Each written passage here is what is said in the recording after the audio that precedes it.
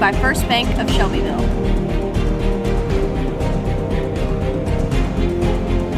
And Kincaid Service Company. Let's talk some sports. Here are your hosts, David Thomas, Bill Anderson, and Kenny Parker.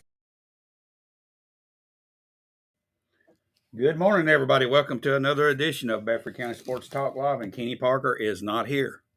He usually sits right there, and man, you got some elbow room over there today, Kenny. We miss you. He's out umpiring ball games somewhere. But, guys, we got some big news to talk about this morning. But, of course, we've got our high school scoreboard guru, Mr. Bill Anderson, sitting over here. So we're going to go over that after we hear a word from our sponsors, First Bank and Kincaid Service Company. We'll be right back.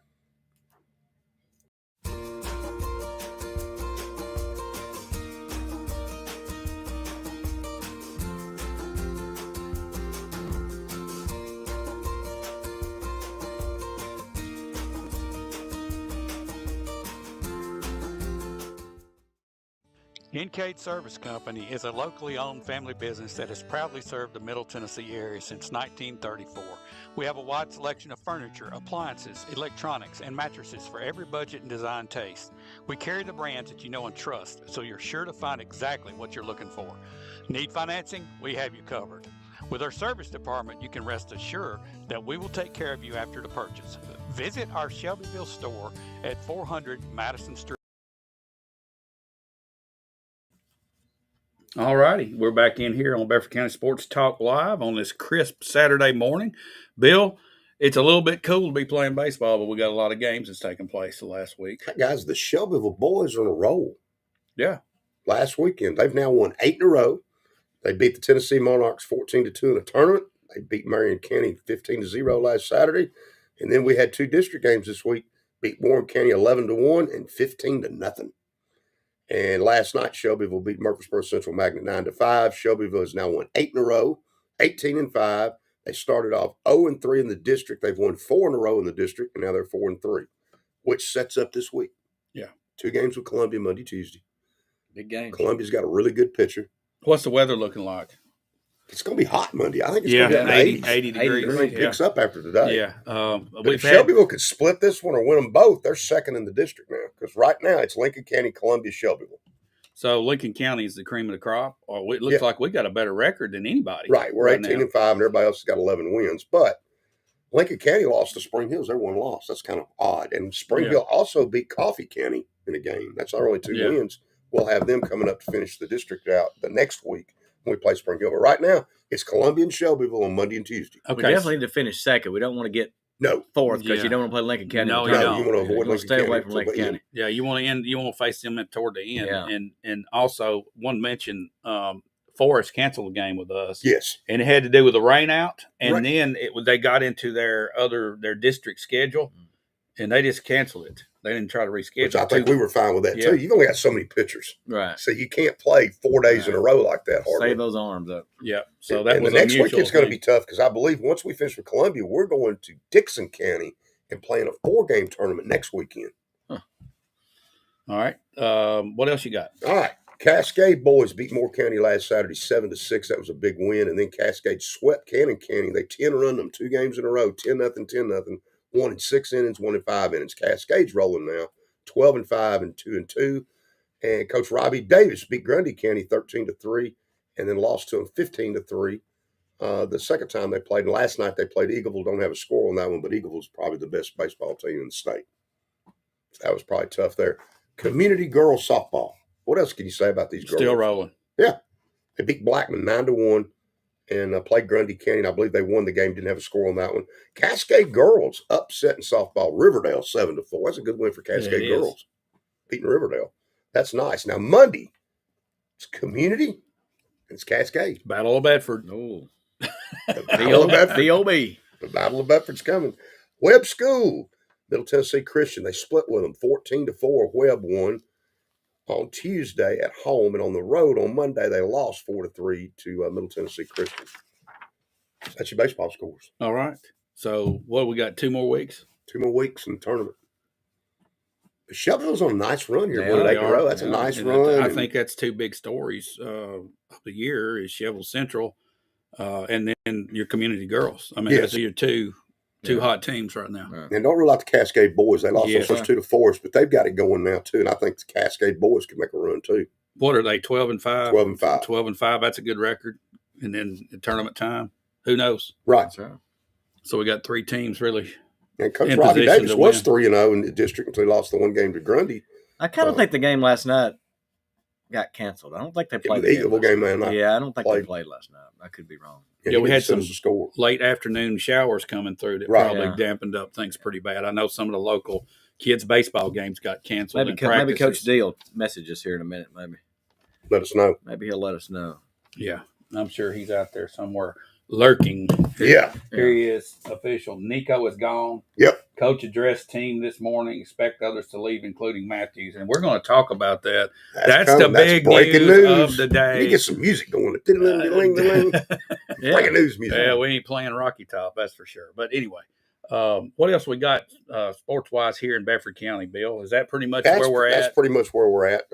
It's baseball, softball rolling along here, and we're getting ready for the tournaments. Yep, and the end of school is right here. Right. You can see it at the end, and that's everything starts to phase out. So end of the year coming up. All right, guys, let's take another break and hear from our sponsors. First Bank here in Shelbyville on Madison Street, and Kincaid Service Company, where service is their middle name. And after we hear from our sponsor, we'll be back to talk about this breaking news.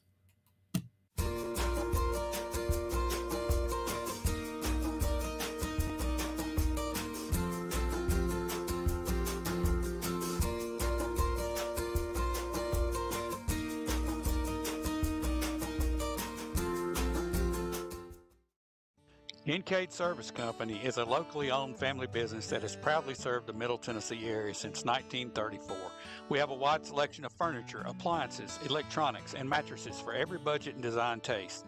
We carry the brands that you know and trust, so you're sure to find exactly what you're looking for. Need financing? We have you covered. With our service department, you can rest assured that we will take care of you after the purchase. Visit our Shelbyville store at 400 Madison Street. All right, we're just sitting here talking about the breaking news of the day. We're ready. Nico is gone, guys. Gone. It's official. Like it. Yeah. Coach D came in and made it official, but we've been hearing stuff for the last 2 or 3 days now. First, he doesn't show up for practice yesterday morning, but before that, there rumor leaked that they were in negotiations. Yeah. Now, here's my question: who's negotiating? Right. Who's doing the negotiating? Nico's probably pushed over to the side. Well, I think his daddy's very involved. Daddy's ringleader. Yeah, and I'm gonna call them agents. I don't know what their official titles are. Handlers. What they've got a fancy name for it. Yeah. Another way to say agent to make it not sound like agent. Right. But they've got agents. That's what these kids representatives. Have got. Representatives. A lot of nobody knows the number, but we know it was roughly a 3-year, $8 million deal with Nico with Tennessee, which at the time was one of the highest in the country. Right. Okay. So it's 2.2 to 2.5 million. It's leaked out now that he wanted $4 million. Right. A year. He wanted more than he was already getting. Guys, I'm sorry, the production with this guy just doesn't warrant it. Well, but this is exposing a bigger issue with college football. Oh, it is. I mean, it's at a point now. Something's got to be done. Something's got to be rolled back on all this NIL money and the transfer portal. We have destroyed. When I say we, the powers that be. Oh, I don't know if it's your commissioners of each conference. I don't know if it's NCAA. Combination of all. They have created a disaster. This is setting a precedence across the board. Right. Everyone's watching what Tennessee's doing right now. What are we going to do? Yeah. You know? So what happens next? So if this was the National Football League, you have a contract. So your contract was 3 years, $8 million. Right. You chose to break that contract. Right. So to me, this is totally on the player side. And I'm not against the player, but that is a contract. You're breaking the contract. Right. You're allowed to do it. Now, the rumor was on 104.5 yesterday, Mike Matthews, if you all remember, hit the portal. Okay. Mm-hmm. The word was Nico was going to hit it with him, and he was surprised when he didn't. Oregon has been all over these guys. Right. That's probably where Mike Matthews will go to, is to Oregon, and with Nico. That's my guess. What I say, okay. If you don't want to play for the University of Tennessee, if that doesn't mean something, then go. But didn't the I don't care about contract the mean money something? part. Apparently not. What was it, a contract? That's a good question too, because none of this is out there where you can just look at it as public record because it's a third party doing it. Right. So that makes it a little different. But let's talk about this. This guy's a quarterback. He's upset because Carson Beck gets $4 million. Carson Beck got a lot more production than Nico. Nico looked really good against UTEP and bad teams. 5 touchdowns. He's throwing it all. It looks great. Right. Bad or mediocre SEC teams, he was okay. Right. Really good SEC teams, he struggled. Yeah. Right. Mightily. So how did he outplay? He didn't outplay his contract. In fact, I think he kind of owed us because he hadn't played up. Right. He had not played up to the standard of what we Trying to expected. recoup some of our money. And that's the whole thing about this money. Okay. I get it. For years, we sit back and said, these kids need something. They need some kind of an allowance or something. But we went from possibly helping every player on the team to setting up a professional league. Yeah. And where the big dogs get the money, and I wonder how much the linemen are getting. That creates a rift to where a team concept can't even be implied at the college level of where it should be. And it's almost like the NFL again, because just because you play quarterback entitles you to X. Doesn't matter if you're a good quarterback. Just because you play the position, you're entitled to X. Well, I don't care who you are. If we're going to do it this way, really great players deserve the money. That's the way we're going to do this. Not mediocre to average ones. And he's probably average, but honestly, last year, he was the third best college quarterback in the state of Tennessee. Yeah. The kid at Vanderbilt had a better year, and the kid at Memphis had a better year than Nico did. And I guarantee you they weren't sniffing $2.5 million between both of them. No. Right. But the fact that we're sitting here talking about a college quarterback like we're talking about an NFL quarterback is mind-boggling to me. When I first heard NIL, 5-6 years ago, I was thinking they're going to give each kid maybe $2,000 a month, spending money. Me too. Exactly. That was my idea. Let's and make that's them comfortable. Hey, that's fine. But that's great. Right, I billions. think the guy number 85 on the roster gets the same thing as number 1 on the roster, whoever that is. Just a fly. Hey, this is we have killed college football. We have. It's killed. College football was always higher than pro to me, and now it's not. I'd rather watch pro now. Right. At least I know it's honest. Yeah. I know what it is. The And integrity of the game is what it is. It's a contract of the pros. Right. In college, apparently, it's not. Right. These professional means one thing. That means you're doing it for a living. Yeah. That's what's happening in college football, because obviously he can walk out of here and never play a down again and be well off for the rest of his life. Mm-hmm. Is that a good thing for a 22-year-old? No, how old is Nico? 20? Probably 20. 21. I mean, it's good for his family. I get that. Right. From a selfish standpoint, and taking care of myself and all that, that's great. But what does it do to the game? Right. The overall picture here. What does it do to him if he wants to play pro football? If I'm a general manager and I'm sitting here and I see what you're pulling here, you're off my draft board. Yeah. Right. Off. I think he hurt himself. I do too. Well, I think even in the long run, he hurt himself. Now, let me ask you this. Let's say that today, and I think give Josh Heupel credit, because it appears Tennessee told him to walk. Yeah. That's what it appears, which is what Tennessee should have done. Dave Overcast, kudos to UT for standing up. Hopefully sets a precedent. Yep. He was great at handing the football. He was great at handing the football off to Sampson. That ain't worth $4 million. No, right. It's not. David's exactly right. That is not worth $4 million. But let's say he had come back. Okay, and after we had leaked, first of all, it was Nico and his daddy leaking all this mess. It wasn't the University of Tennessee.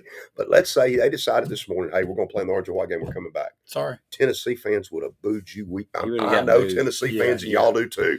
Game 1 or even the orange and white game today, it would have been a round of boos. Yeah. He was done here. I'm not against the player. No, I get it. But if you had a contract of 3 years, you should have finished your contract, played this year. Then the contract would have been fulfilled. Then you could go to Oregon next year. Mm-hmm. I don't think I'd have had a problem with that. Man, this vocabulary we're using about college football it just don't feel right. No. Contracts. Nope. Getting a raise, negotiations. I miss the days of loyalty. Yeah. Wanting to play for your school, your team, this is education, supposedly. Yeah. It's a bad education. Why did Nico come to Tennessee from California to start with? Now, that's where Tennessee did it. Tennessee outbid everybody, and we bought him. And that's how we got him here. Yeah. Okay, so and he wants to go back to the West Coast where he's from. All right, let's just talk about what Tennessee looks like next year. We don't know because the portal opens up on Wednesday. Heupel might have somebody already ready to rush in here, but you got McIntyre and what's the other kid's name? Merklinger. Yeah. You got those two. What does the quarterback room look like? Definitely got to get another body in there. Yeah. Definitely got to. And I'm going to go back and say what I've been saying. Josh Heupel's offense looked good with Hendon Hooker because Hendon Hooker could run the football. If you're going to run a spread offense, your quarterback has to be able to run a little bit. He doesn't have to be the lead rusher, but you got it. And that's what made Hooker and that team special, was his ability to run a football. Well, Nico pulled the ball some and ran it. He did, but he wasn't a runner. He was more of a scrambler to get away from pressure a little bit. He wasn't a runner that Hooker was. Yeah. And if I'm in the portal, I'm looking for somebody that can run. He may be a 3-star, but I want somebody that can run it. Because we're really going to miss Dylan Sampson. How many times did Dylan Sampson, with no offensive line, go do it himself? Yeah. Sampson was special. Yeah, he was. Good. You're not going to find another one of him. And I think you were probably looking, and we alluded to this last week, I think Tennessee fans were going to be disappointed if you thought it was going to be last year's team anyway. Oh, yeah. We're rebuilding. And it's the way Tennessee and rebuilds. Before the show, Jason made a great point. This might change Tennessee's record by 1 or 2 games. It might be 7-5 now. You might have been 8-4 no matter what. Depending on, you don't know. This ain't the end of the world for Tennessee. Nah. Nah. We got our guy coming in next year. You got a really good one coming in next year. Coming in next year. All right. So what about the rumors are that Heupel's made a phone call this morning, the gas pipe, as you call it. Gas pipe more. Yeah, let's hope not. Let's hope that we're going to hit the portal and go somewhere else. Oh, but he can manage the game very well, Bill. Yeah. That's kind of like not mess it up. He would be an incoming senior, right? Yeah, I think so. He's you clipboard holder. That's what you are, my friend. A clipboard. You got to have a third body though, for sure. I mean, definitely have to have a third quarterback for sure. Now, let's talk Tennessee basketball about the portal too. Okay. Word was basically Parra came to Coach Barnes and said, he wanted more money. And Barnes pretty much said, "I've got what you got. We need to develop your game. You need to get better, or you can go." So he went and got the big kid from Vanderbilt, the 6'8", 265, and Oak Parr's decided to stay now. Yeah. Because you got to draw the line on this stuff. Yeah. You have to. But guys, here we go again. We're talking about college basketball, college football, college sports. All right. And you got basketball and football mentioned. Bill, you and I talked about this yesterday. And you got basketball and football making the money. Mm-hmm. Okay. For the schools. Yeah. I get it. All right. So they're sucking the money in. All these players are got their hands up. What about that lacrosse player? What about the girls softball player? Right. What about all these kids? How do they feel? You're going to see these sports gone. Maybe not at the big power schools, but I still think some of them are going to be gone. I just don't. I tell you, we've got to stop. And I keep saying we. I'm invested in it because I've watched it all my life. Right. We all are. We love college football. And I think if you polled the average sports fan here in Bedford County, what's your favorite sport, college football or pro football, in the past they would have all said college football. Yes. I think that's quickly changing. Just like you said a minute ago, we've done a switch around here. And, I love football, period, and I love basketball. But these players, we have created an environment to where it's no loyalty. Yeah. It's teaching kids, if you don't like something here, you can get something better somewhere else. We got enough of that happening in the world today. Anytime you turn the TV on, that's all you hear on the commercials. Now we're teaching it in our higher level of education, and even in high school. The rumblings are in high school now. It's filtered down to that. So how do we stop it and get this thing fixed before it just ruins? First of all, there needs to be an amount of time. The transfer portal was a COVID thing, to be honest with you, and we've just sort of left it. Yeah, that's how it started. But there ought to be a one time. If we're going to have a transfer portal, you can transfer one time, not every year. That's for one. And for two, it's a contract, which works both ways. If you missed on the guy, and let's say Nico had been terrible, well, we were still stuck for 3 years paying the $8 million. It's a contract. But I say you go back and you just stop that NIL like it is in its form and make it for the whole team and split it up equal. If you're out there working your butt off and you're still in the same position. So we need a salary cap. Huh? We don't need a salary cap. No, we don't call it a salary. We call it an allowance. And it's X number of dollars, and it's an allowance. So the kids can eat, they're putting in. That's what I thought it was. Exactly. It's you got free room and board, you got free food. Right. Here's a couple of $1,000s to buy you a car, take your girlfriend out for dinner. Right, because you don't get to work. Right. You can't work because you've dedicated. Okay. Yeah. But this $2, $3, $4 million here, and then what about the center that's snapping the ball? What's he get? Right. $500 or something, maybe. Right. That's ridiculous. If I'm a center, I'm snapping it over that dude's head a few times just to show him who boss is. Yeah. I mean, but seriously, you start to create an environment where that team can, that team concept and that team chemistry it's a challenge to develop when you've got people making $4 million. On the team in college. What? There's got to be a lot of jealousy among the players. Man, they killed SMU's program. Back when Eric Dickerson and Craig James were playing, after that little run, they shut that thing down, the NCAA, because they were paying players, because they were paying recruits. Now, it's encouraged by the NCAA. And you still have that booster over here. Yes. We're not talking about. Just because we have NIL, don't tell me that booster down here in the car lot still ain't handing out cars and handing out 100 watts. But make that okay. Make that okay. If a booster wants to donate to the program, but what you killed, but not to the individual, you killed the NCAA tournament with Cinderellas. You're not going to see any more players with Drake. You're not going to see mid majors because if I'm MTSU and I get a really good player for 1 year, guess what happens to him? You're gone. So your mid major universities are killed here. Yeah, they are. They can't compete dollar wise, and they become almost a farm system for the big schools. You got them a year or two, and then they're going to roll up. So I don't have to recruit high school kids. I can just go around here to Austin P and MTSU and pick off whoever I want. Which is what Rick Pitino said he's doing. He said he's never going to recruit another high school player. And that's why you see we've had this conversation back in football season toward the end of the year. We talked about certain players that they ain't even got looked at. Mm-hmm.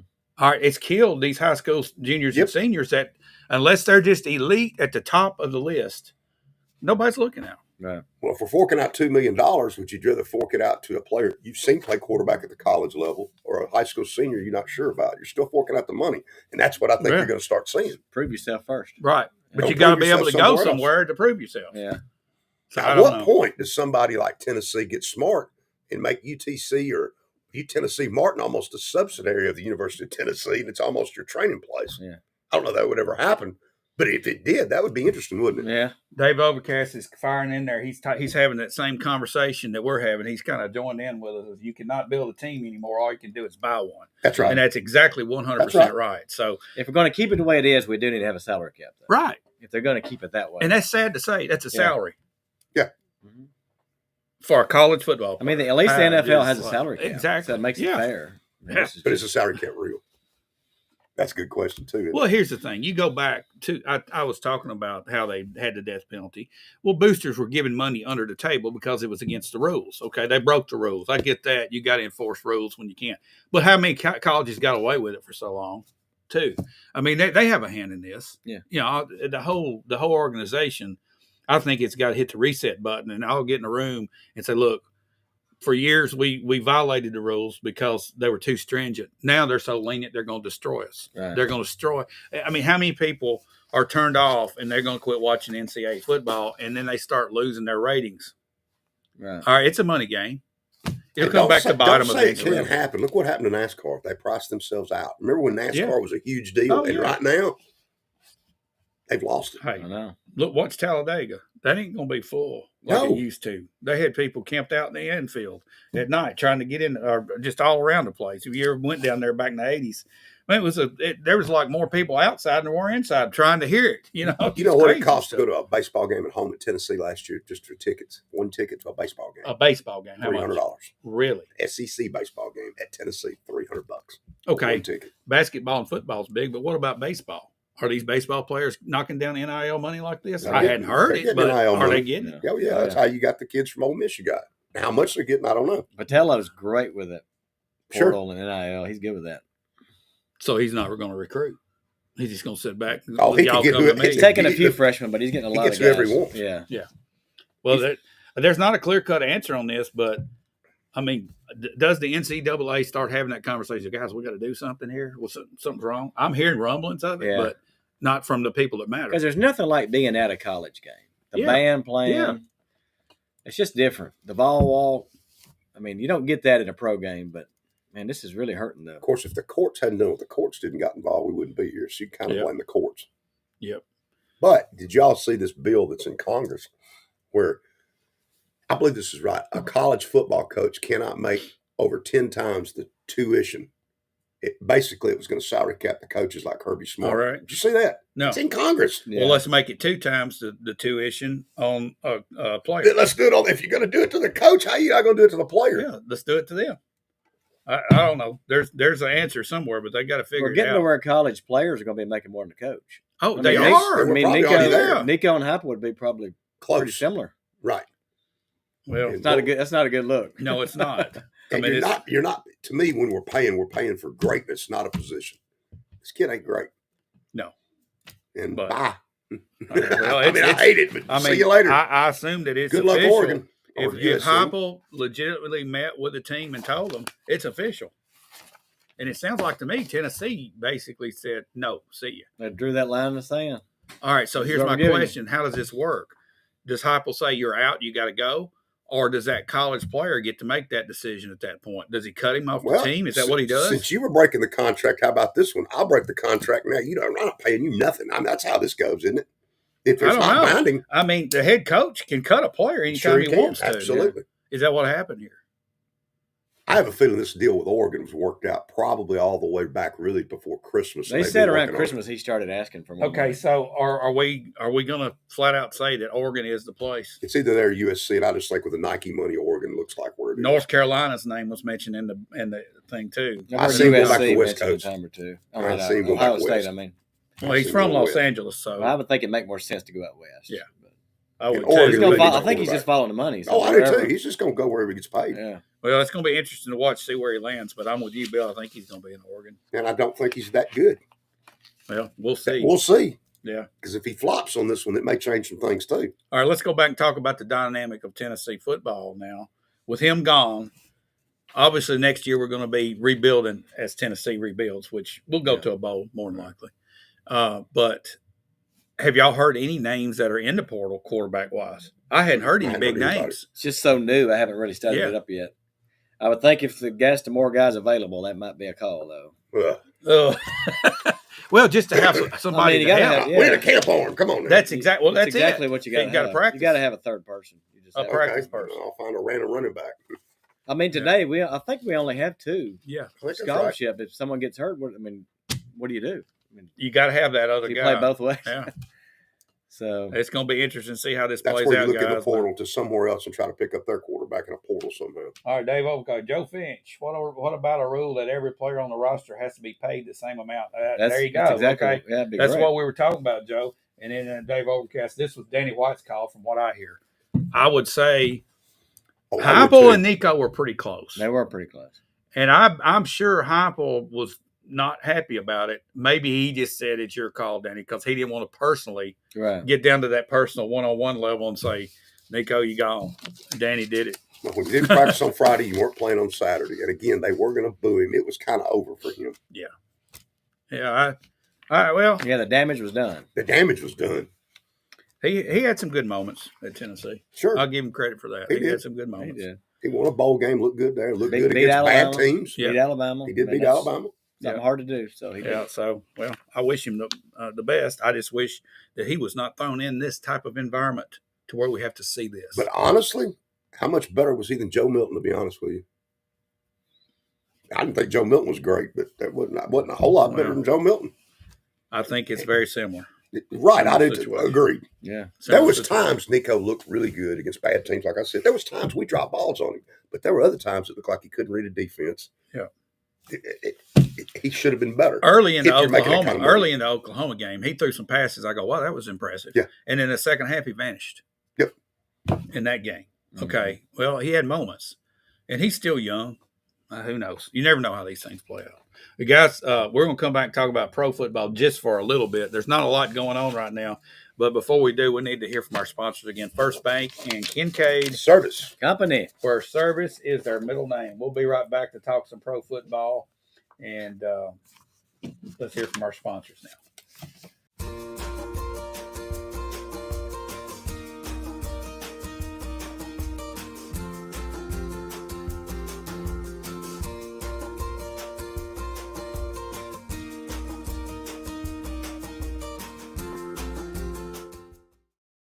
Kincaid Service Company is a locally owned family business that has proudly served the Middle Tennessee area since 1934. We have a wide selection of furniture, appliances, electronics, and mattresses for every budget and design taste. We carry the brands that you know and trust, so you're sure to find exactly what you're looking for. Need financing? We have you covered. With our service department, you can rest assured that we will take care of you after the purchase. Visit our Shelbyville store at 400 Madison Street. James. All righty, welcome back into Bedford County Sports Talk Live. We're going to talk some NFL football before we get into our little feature this week, which is we're going to name our top 5 best of all time running backs in the modern era, the Super Bowl era. But before that, Bill, you're a Titan source. You hear anything from the Blue? Breaking news. Breaking news. Nothing's going on. The Titans are going to draft Cam Ward and pick one. They've hidden that really well. Is that news? Yeah, they've handled it well. Yeah. Yeah, I think it's too late in the game now for them to turn back. I think it's Cam Ward. Yeah, I do too. What are y'all gonna say if that day, when they're on the board, they make this huge trade that was Will Levis is your quarterback? No, what if it's Jackson Dart sliding up in there and he gets? Yeah. You're not real happy with that either. Yeah. Are you happy with Cam Ward pick? I'm okay with Cam Ward. I fear that we'll ruin him, not the other way around. I think Cam Ward could be a very, very good NFL quarterback if he's in the right system with the right people. I don't think we have the right people for anybody to be successful, to be honest with you right now. Well, there's some people that have compared him with Steve McNair. Okay, his size. He's not as big as McNair. Well, they're close. Their size. He's about 6'3" or so. Close. McNair was that country tough. He was kind of McNair was a bigger bone, maybe. Yeah. Way more. Yeah. So probably height-wise they were similar. But I'll say something else. You watch him, you see a little bit of Patrick Mahomes in the way he can flick it and do weird things with it. There's a little Patrick Mahomes in his game, all right, too. Bill, I'm going to write that down. Well, there is. You comparing him to Patrick Mahomes. I'm saying he's got some qualities like him. He's got some Joe Burrow-type qualities, too. Okay. The problem is he also has a tendency before the year at Miami to turn the ball over. Yeah. And at Miami, 39 touchdowns, 7 interceptions. It's probably more Geno Smith than Patrick Mahomes. Probably. Okay. But how many? I think he's a lot better than Geno Smith. Yeah, but Geno Smith, just look at what he's done. I mean, he's hung around. Journeyman. Yeah. But you got to have people around the guy, kid, and we don't. Yeah. So that's my fear, is if you don't have just Calvin Ridley's not going to help the kid. Well, if he can come in and not have those bonehead plays that we've seen out of Levis and throw the ball away when he's going to get sacked, don't take all these sacks. Manage the game. Here we go. Manage the game. And well, this is true. Yeah. Take a sack if you have to, but don't be afraid to punt the ball. But wouldn't it be nice? Quit throwing the ball out there up for grabs. Even if you drafted him, wouldn't it be nice if he wasn't quite ready? I don't have to throw him out there, that you had a competent quarterback that we could got start a game or two. Man. You do not have any. Nothing. You don't like any of them? No. I do want to know what we're going to do with Will Levis. Is he just going to be on the team, or he'll be gone. Draft days. We'll trade him. We'll trade him and get a pick. manager or something. I don't know. If somebody will take him. Well, they might. I just think it would be kind of poisonous to keep him on the team. I think so too. Absolutely. But if Joe Milton can be traded, so can Will Levis. Yeah. Somebody somewhere is going to see the arm. Well, what if they get rid of all these others that they've signed? Just go on and let them go. They should have never been brought in. I know. Maybe this was a window dressing or something. They end up with keeping Levis and Cam Ward, and those two are in the quarterback room, and you got a third team player over here that's on standby on practice. What does that look like? I just don't think it's good for Cam Ward to be in a. I think Will Levis is cancer. That's what I think. Okay. I said this last week. I'll say it again. Joe Milton will have just as good a career as Will Levis, maybe better. Oh yeah, I agree with that. I can't disagree with it. Yeah, but at least Cleveland went and got Joe Flacco.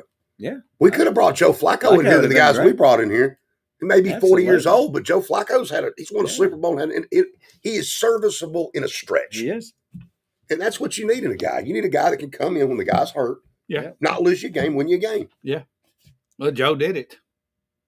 He played well the last couple of years. Joe Flacco's played pretty good. That last game he threw a pick six or maybe even 2 pick six. He had a bad game in that, but the rest of them leading up to that, it was good. I mean, coming into this one, I sort of would have had no problem bringing Jameis Winston in here, to be honest with you. Yeah. Jameis Winston's fun to watch. Yeah. Famous Jameis. Yeah. And he wanted to come to Nashville. Said he did. Said he wanted to come here, and we didn't even sniff him. So, really, he got Bowl. Exactly. Yeah, you're proud of him. Yeah. All right. So really not a lot going on. We've got this last week or so going into the draft, and I don't think we're going to hear a lot of stuff. This is the same. It's been very quiet. This last week it has. Yeah. But guys, let's get to our top 5 picks. This is what I've been waiting for all week until the Nico thing jumped up on the screen. But we're gonna do the 1-1-1 like we did last week. Yeah, let's do it. And why don't you start now? These are during the Super Bowl era. Greatest running backs of all time, top 5 is what we're picking. So, Jason Boyette, you're on the table. I'll go with Emmitt Smith first. Okay, Emmitt Smith first, and you want to make a comment on that? Why?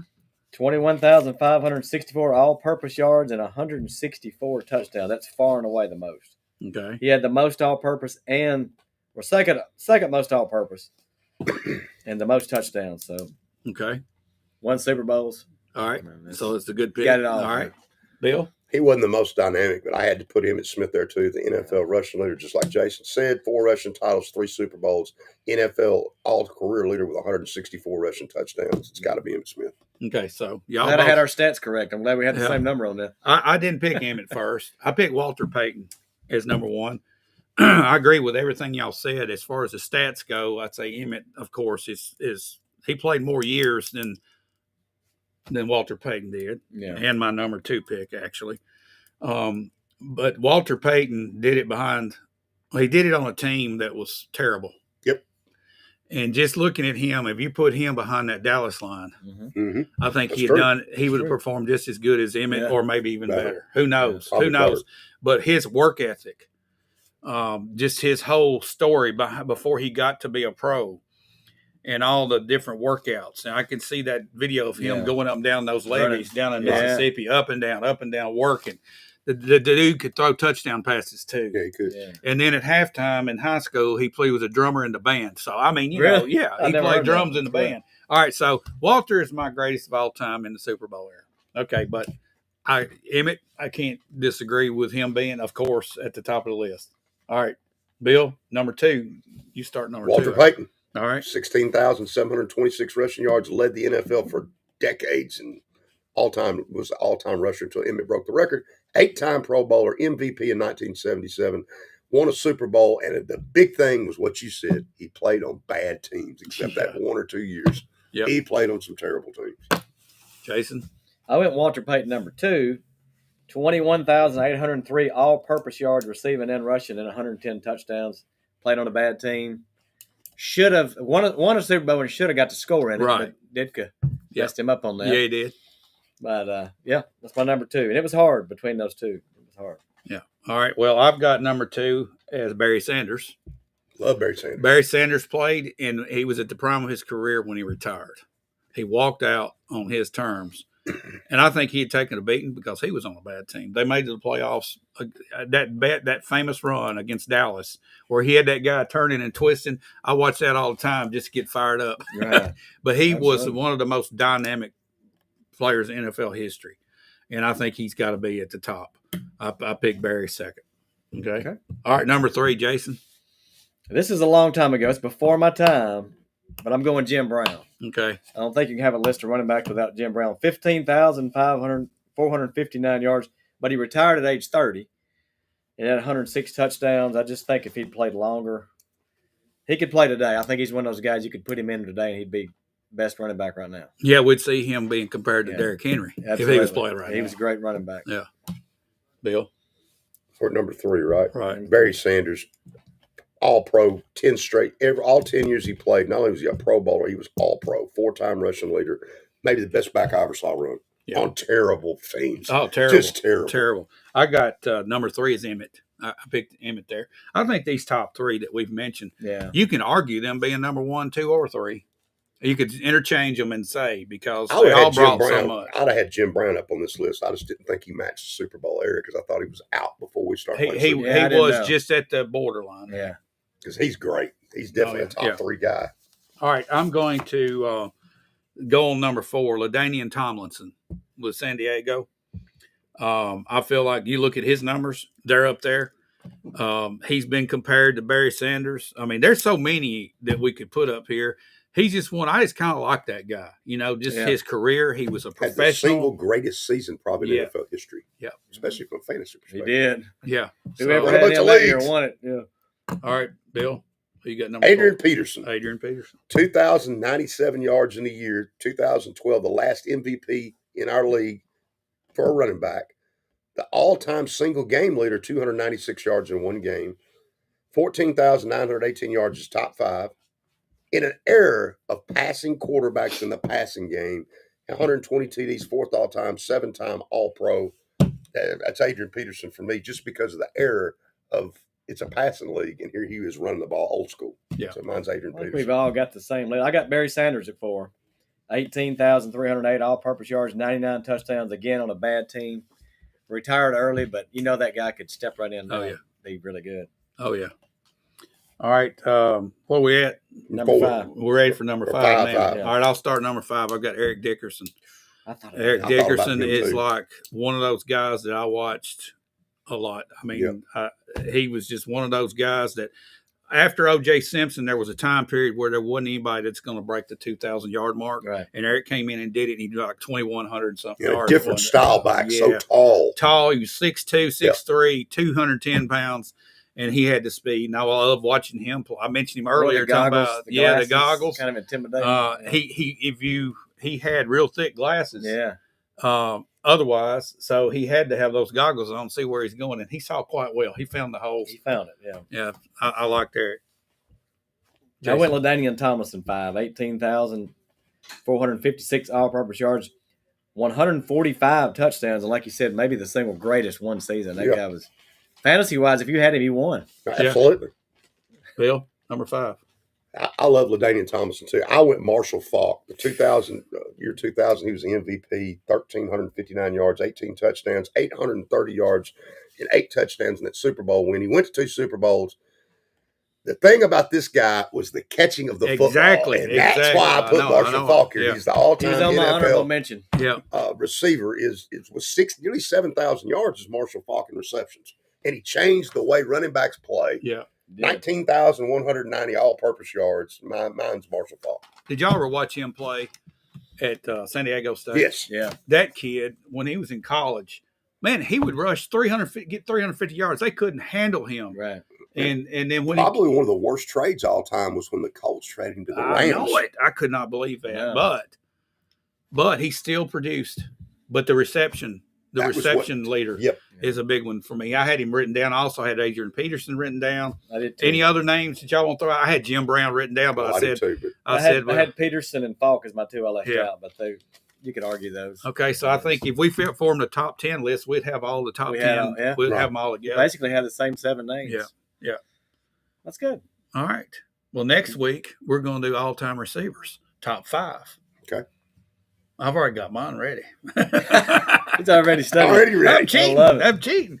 Well, guys, it's been fun talking. And, of course, the news of the day, Nico gone at Tennessee. In case maybe we'll have gas pipe here by next week. Maybe. Yeah, maybe so. Gas pipe more. Yeah, gas pipe more. Let's hope for something better. Well, he can hold the clipboard. You like the clipboard holders. Guys, tell me where I'm wrong. When you run a spread offense, your quarterback needs to be able to run for your offense to work. He can fly, man.